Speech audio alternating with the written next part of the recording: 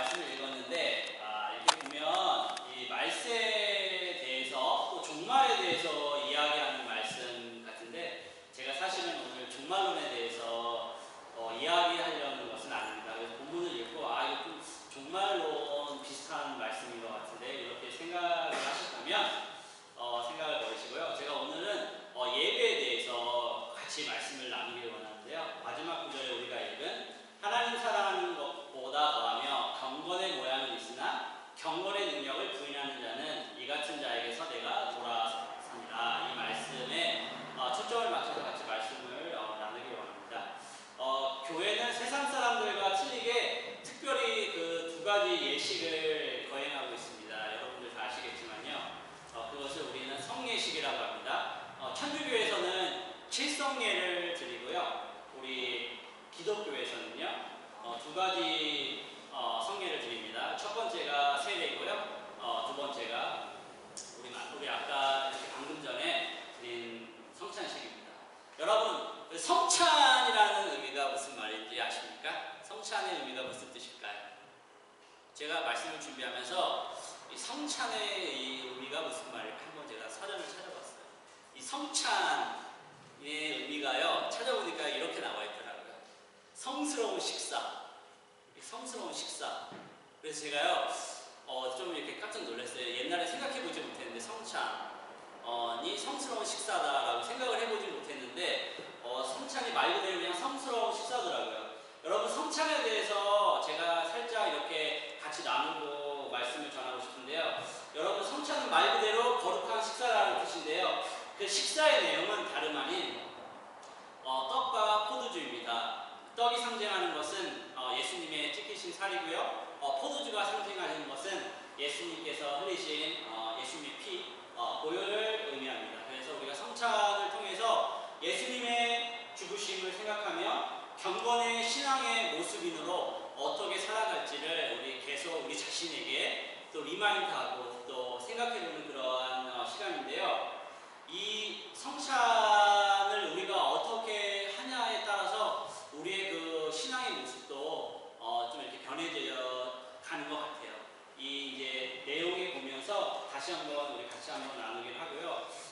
요즘은 그 이제 인터넷이나 여러 가지 그 인터넷으로 할 수 있는 것들이 굉장히 활발해져서 우리가 한국의 뉴스라든지 이런 것들을 자주 보는데요. 뭐 이메일도 보내고 핸드폰으로 또 이렇게 한국의 뉴스들도 자주 보고 그럽니다. 근데 가장 최근에 이제 뉴스들을 보면은 우리가 성경 말씀에서 우리 본문 말씀에 읽은 것처럼 이 말세에 고통하는 때가 이르러 여러 가지 것들을 우리가 읽었잖아요. 그 본문의 내용들이 그 말하는 것들이 요즘 뉴스에 가장 많이 나오는 것 같아요.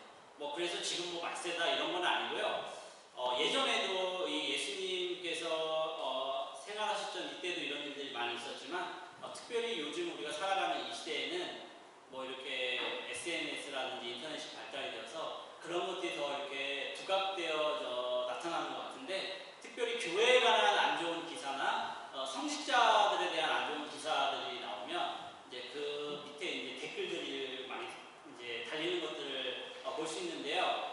그런 댓글들을 이렇게 보면은 이 교회에 대한 또 기독교인들에 대한 그 안 좋은 시선들, 세상 사람들로부터 지탄받는 그 우리 그리스도인들 아니면 혹은 교회의 모습들을 볼 수 있는데요. 이것을 통해서 우리가 알 수 있는 것은 정말 우리 그리스도인들이 세상 사람들과 다른 점이 별반 차이가 없다라는 것을 또 우리가 많이 이렇게 그리스도인으로 살아가야 하는데 그렇지 못한 부분들, 또 연약한 부분들을 많이 볼 수 있습니다. 그런데요, 이것이 비단 지금만의 문제는 아니었던 것 같아요. 고린도 교회가 그랬습니다, 여러분. 사도 바울이 고린도 교회에 편지를 씁니다. 고린도 전서 11장 23절에 우리가 성찬에 기념하기 위해서 목사님께서 읽은 구절인데요. 그 구절 바로 밑에 이제 33절과 34절에 보면은 그 성찬에 관해서 사도 바울이 이야기하고 있는 것이 있는데요. 저희 한번 찾아볼까요? 고린도 전서 11장 33절 34절입니다.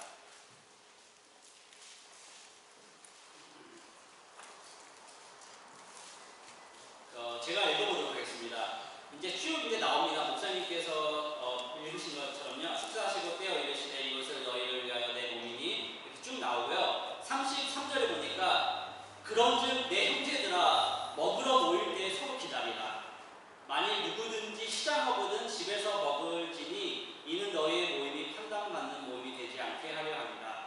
그 밖의 일들은 내가 언제든지 갈 때 바로 잡으리라. 이 말을 왜 했냐면요. 옛날에 이제 고린도 교회에 그 여러 가지 문제점들이 있었는데요.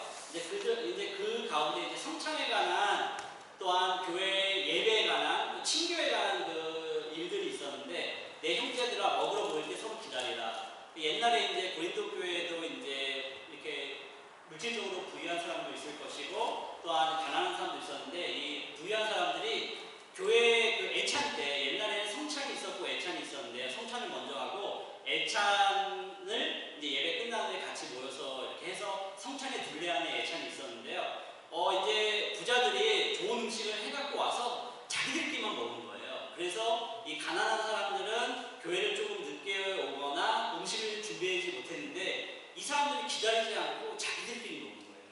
그래서 사도 바울이 형제들아 먹으러 모일 때 교회에서 애찬할 때 다 같이 모여서 먹어라. 너희들만 맛있는 거 먹지 말고 이렇게 권면을 해요. 그리고 또한 성찬을 드리는데 이 사람들이 그 교회에서 신실하게 생활하는 것이 아니라 성찬을 하고 밖에 나가서는 고린도 그 교회에 이방신들이 많았는데 그 이방신들을 또 섬기는데 아무런 꺼리낌이 없었던 거예요. 그래가지고 사도 바울이 이 성찬에 대한 또한 교회 생활에 대한 예배에 대한 그 편지로서 이렇게 권면을 해요. 먹을 때 형제들을 같이 기다리고 또한 누구든지 그 시장하고는 집에서 먹고 와라. 배고프다고 먼저 먹지 말고. 그러니까 이 말씀을 통해서 우리가 알 수 있는 것은 교회에서 다 같이 화합하고 돈이 많든지 권력이 있든지 클래스가 높든지 낮든지 그런 걸 떠나서 교회 안에 한 가족으로 같이 사랑을 나누라. 이런 것들을 얘기하고 있는데요. 참 이런 것이 우리 교회에 우리 믿는 사람들한테 말해주는 것이 크다고 생각해요. 그때 사람들이 교회에 와서 멋있는 옷 입고 좋은 옷 입고 이렇게 와서 경건의 모습들을 많이 이렇게 나타내려고 했지만 그 경건의 능력은 나타내지 못했어요. 반대로 경건의 능력을 나타내는 것이 아니라 열심히 믿는 사람들, 또 세상 사람들한테 지탄받는 그런 결과를 낳게 되었습니다. 그렇기 때문에 우리 믿는 사람들이 가장 중요한 것은 하나님 앞에서 우리가 경건의 모양을 나타내려고 노력하는 것이 아니라 경건의 능력을 우리가 어떻게 하면 우리가 하나님 앞에서 또 믿지 않는 자들에게 나타낼 수 있을지 우리가 곰곰이 생각해 봐야 합니다. 이 모습이 옛날뿐 아니라 지금 교회에서도 나타나는 모양이기도 한데요. 이 대표적인 예가요. 성경에서 우리가 찾아볼 수 있는 것은 경건의 모양만 지향했던 바리새인들을 우리가 알 수 있습니다. 바리새인들은 주로 율법적인 그 아웃사이드의 율법적인 것들을 다루기 좋아했는데요. 그래서 예수님께서 안식일에 병 고치시고 죄인들과 같이 식사하고 또한 씻지 않고 밥을 드시고 이런 것들에 대해서 굉장히 딴지를 많이 걸고 논쟁을 많이 했어요. 그래서 예수님께서 참다 못해서 하신 말씀이 무슨 말씀이냐면 내가 율법을 폐하러 온 것이 아니라 율법을 완성시키러 왔다고 이렇게 말씀을 하시는데요. 반대로 예수님께서는 또한 그 바리새인들에게 외식하지 말라고 또 훈계를 하셨습니다. 왜냐하면 바리새인들은 그 율법의 내용만 중시했지 율법의 그 것들을 행동으로 보여주지는 않았기 때문입니다. 하지만 예수님께서는 반대로 율법을 이렇게 다 지키시진 않았지만 그 우리 안에 내부에 있는 그런 문제들을 다루기 좋아하셨습니다. 그래서 안식일에 죄인들을 고치시고 또한 죄인들과 함께 지내시고 그러면서 예수님께서 많은 일들을 하셨지만 우리에게 하신 말씀이 음욕을 품는 자마다 간음하는 자니라. 이 율법에서는 행동을 통해서 죄를 판단했는데 예수님께서는 생각이나 또한 우리의 그 내부적인 문제들을 끄집어내심으로써 우리가 어떻게 하나님께로 나아가야 할지 또 우리가 어떻게 사랑을 실천해야 될지를 우리에게 말씀하고 계십니다. 우리가 특히 동양권의 문화에서는 그 이런 거칠애라든지 또 이 바리새인들이 즐겨했던 그런 율법의 모양을 지키는 것들, 거칠애하는 것들이 굉장히 중시 여기는 그런 경우들이 있는데 우리가 그것보다는 모양을 나타내는 것보다는 우리 안에 경건의 능력이 어떻게 일어날 수 있을지를 우리가 곰곰이 생각해 봐야 할 것입니다. 경건의 모양은 경건의 능력과는 아주 다릅니다. 사람들은 경건의 모양이 있을지는 모르나 경건의 능력의 구제를 통해서 우리 교회 안에 많은 다툼이라든지 또 교회가 세상 가운데 빛의 역할, 소금의 역할을 감당하지 못할 때가 너무나 많습니다. 그래서 이것이 우리가 가장 직면한 교회의 가장 큰 문제라고 생각을 합니다. 여러분, 우리가 교회에 매주 나옵니다. 여러분 교회에 왜 나옵니까? 제가 이 유스 아이들한테 가끔 이렇게 나누는 문제인데요. 이 교회에 너희들 왜 나오니? 유스 애들? 교회에 왜 나오니? 그러면 우리 유스 애들이요 이렇게 대답을 해요. 교회에 예배드리러 나옵니다. 여러분 맞습니다. 우리 교회에 예배드리러 나옵니다. 근데 여러분 그 예배가 무엇일까요? 이렇게 예배를 드리러 오는데 예배가 무엇일까요? 예배가 뭐예요? 이렇게 대답하면 우리가 선뜻 이렇게 대답하지 못하는 경우가 많아요. 근데 오늘 그것을 우리가 한번 이렇게 대답해보고 또한 생각해봤으면 좋겠는데요. 우리 그리스도인들의 본질적인 교회에 오는 문제는 우리가 예배를 드리러 옵니다. 하지만 예배에 대한 인식 혹은 예배에 대한 이해가 조금 이렇게 자기중심적이기 때문에 우리가 하나님 앞에 예배 드릴 때 우리가 예수님께서 또 하나님께서 원하시는 모양보다는 우리 자기중심적인 내 중심적인 예배를 드리는 경우가 많은 것 같아요. 예배를 통해서 우리가 가져다 주는 우리의 삶의 변화를 알 때 또한 우리가 정말 우리 안에 경건의 모양뿐 아니라 경건의 능력을 나타낼 수 있다고 생각을 합니다. 여러분 예배의 의미를 우리 다시 한번 생각해 봤으면 좋겠습니다. 로마서 8장 1절에서 10절에 보면은 나오는 말씀이 있는데 말씀이 길기 때문에 제가 한번 찾아서 읽어보았으면 제가 한번 요약을 해보겠습니다. 로마서 8장에 보면요. 육신을 쫓아 사는 삶 Life according to the flesh 영을 쫓아 사는 삶 Life according to spirit 이런 두 가지 대립되는 개념이 나오는데요. 쉽게 이야기하면 Life according to the flesh 육을 쫓아 사는 사람입니다. 육을 쫓아 사는 사람은요, 믿지 않는 사람이에요. 우리가 고민할 필요가 없어요. 믿지 않는 사람들은요, 바로 비신앙의 사람들입니다. 그러면 life according to spirit, 영을 쫓아 사는 사람은 누구입니까? 우리 믿는 사람이겠죠? 그런데 가장 큰 문제가 뭐냐면요, 영을 쫓아 살기도 하면서 육을 쫓아 사는 우리 그리스도인입니다. 그 중간에서 갈팡질팡하기 때문에 우리 안에 경건의 모양은 있지만 경건의 능력이 없는 것입니다. 로마서 8장에 그런 내용들이 쭉 나오는데요. 나중에 시간이 되면 한번 같이 찾아서 읽어보도록 하고요. 아니면 나중에 같이 나눠보도록 하고요. 여기서 영의 개념 또 육의 개념이 나오는데 여러분 제가 영의 개념과 육의 개념을 설명해서 어려운 말을 쓰려고 하는 것이 아니라요. 이것이 어려운 말이 아니에요. 이것은요. 영과 육의 구별이 아니고요. 이것이 무엇이냐면 육을 쫓아 사는 사람은 세상적인 논리에 빠져 사는 사람을 말하는 것이고요. 영을 쫓아 사는 사람은 하나님의 원리에 따라 사는 사람을 말합니다. 하지만 가장 문제가 되는 우리 안에 그 지탄받고 또한 예수님께서 우리에게 주신 것들을 감당하지 못하는 이유는 우리가 이 중간에서 갈팡질팡한다는 것입니다. 그렇기 때문에 우리가 세상에서 지탄받고 우리가 하나님께 제대로 나아가지 못한다는 것입니다. 성경에서 말한 것처럼 육신을 쫓아 살아가는 삶의 방식은 자기를 위해서, 자기 중심적, 썩어질 것을 위해서, 또한 쾌락을 위해서 살아가는 삶이고요. 자기의 성공을 위해서 살아가는 삶, 양보하지 않는 것, 오직 자신만을 위해서 살아가는 삶을 말합니다. 하지만 이런 사람들의 삶을 통해서 그 결과는요, 많은 사람들이 고통받고 다른 사람의 삶까지 파괴시키기도 하는데요. 이것이 믿지 않는 자들만 이러는 것이 아니라 우리 믿는 사람인데도 영의 삶을 살지 않고 육의 삶에 걸쳐 사는 우리 믿는 사람들이 이러한 것들을 사람들에게 한다는 것입니다.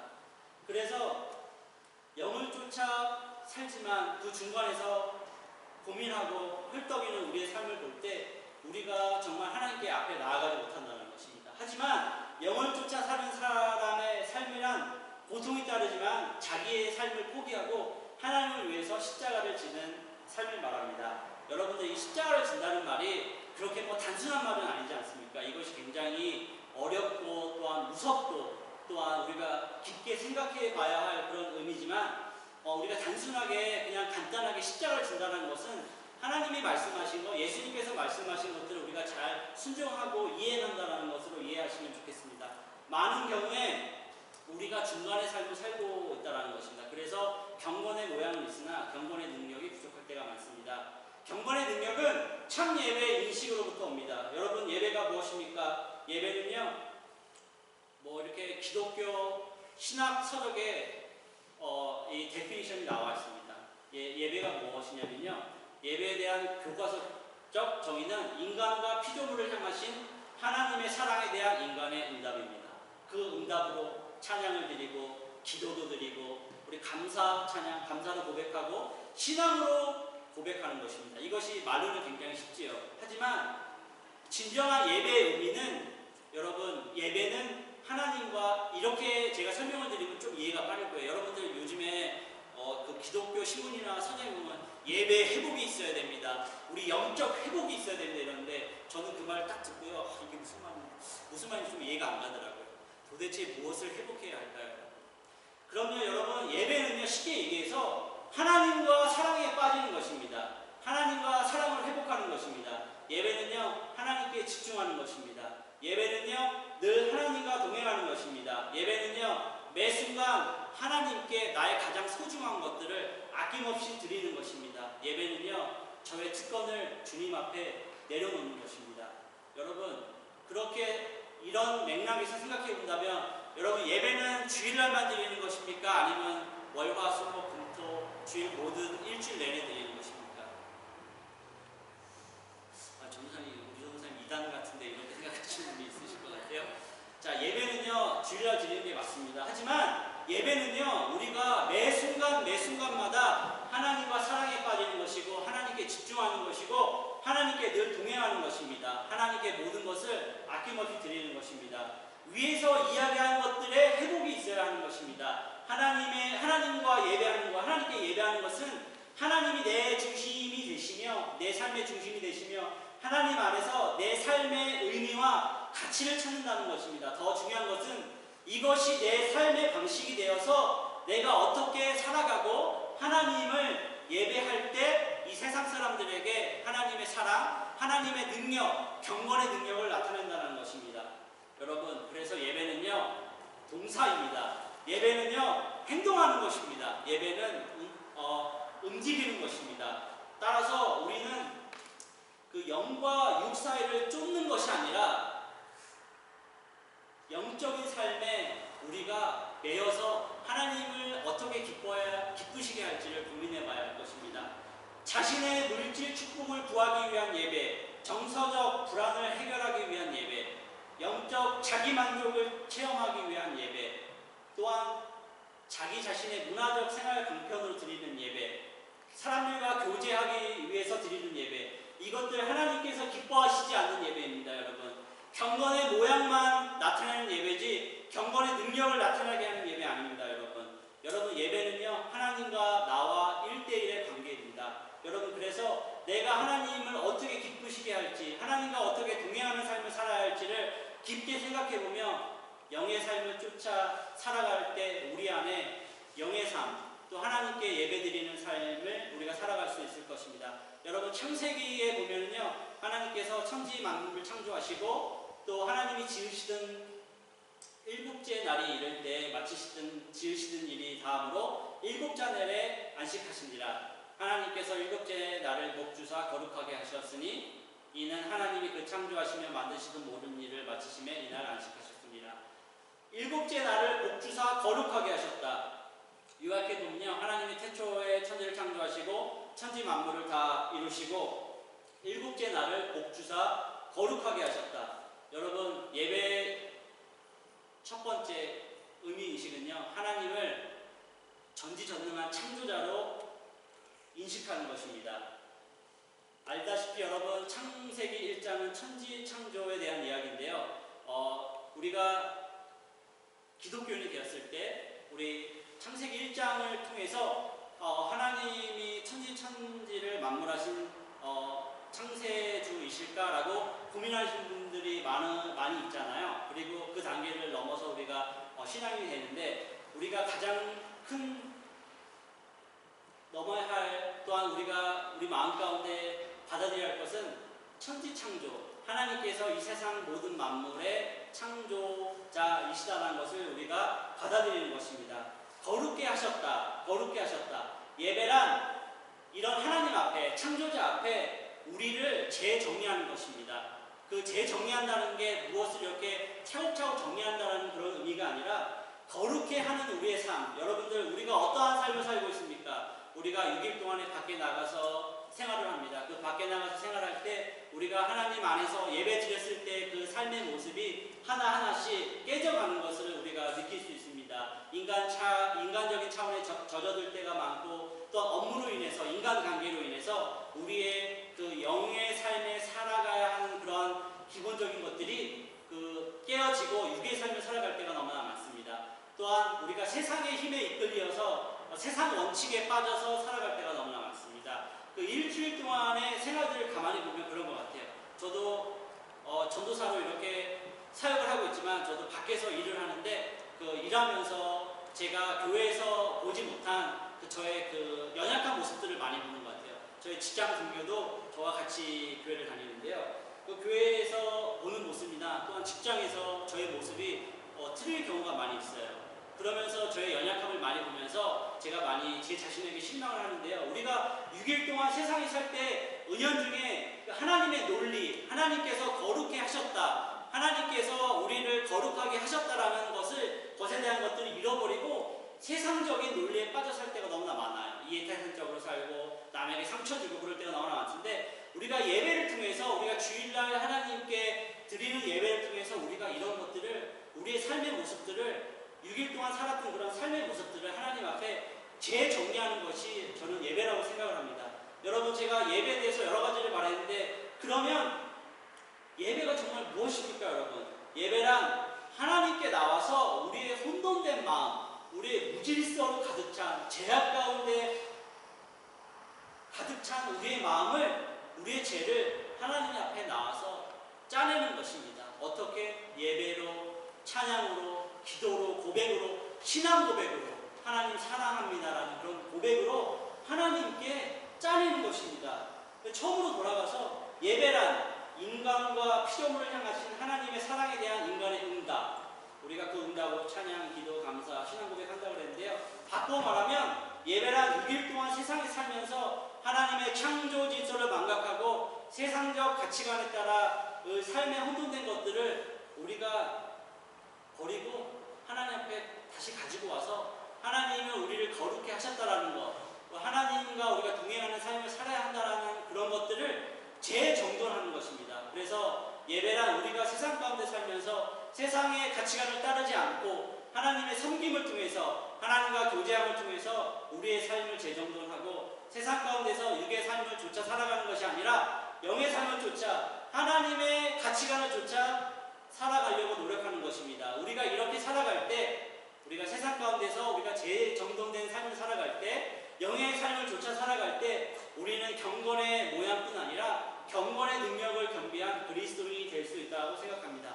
사랑하는 성도 여러분, 영의 삶을 쫓아가기를 원하십니까? 아니면 육의 삶을 쫓아가기를 원하십니까? 아니면 중간에 걸쳐가는 삶을 살아가시기를 원하십니까? 사랑하는 성도 여러분, 영의 삶을 쫓아 살아가시는 한 사람 한 사람 되시기를 축복드립니다. 이렇게 우리가 살아갈 때 경건의 모양만 가진 것이 아니라 경건의 능력을 가지고 세상을 변화시킬 수 있다고 생각합니다. 사도 바울은 많은 것들을 말함으로 혹은 많은 것들을 이름으로 예수님을 전한 것이 아닙니다. 사도 바울은 그의 행동, 그의 삶 자체를 통해서 예수님을 증거하였습니다. 여러분, 왜 그렇습니까? 이분께서, 사도 바울이 경건의 능력을 바람으로 그 삶의 자체를 통해서 예수님을 증거하였습니다. 사도 바울은 그래서 예수님의 삶의 결과였고 예수님 제자들의 삶의 결과물이었습니다. 사도 바울은 이 땅에서의 부귀영화를 버리고 주님의 영광만을 위해서 살아갔습니다. 여러분, 주님의 영광을 위해서 살아가시기를 원하십니까? 아니면 여러분의 영광을 위해 살아가시기를 원합니까? 우리가 영적인 것을 사랑하고 하나님의 거룩한 것을 쫓아 살아갈 때 우리 마음 가운데 경건의 능력이 나타나고 그 가운데 우리가 세상에 빛으로 오신 예수님을 증거하고 영향력 있는 그리스도인이 될 수 있다고 생각합니다. 여러분들, 제가 여러분들 도전드립니다. 우리 경건의 모양을 나타내는 그리스도인이 아니라 경건의 능력을 나타내는 그런 그리스도인으로 살아가기를 바랍니다. 기도하겠습니다.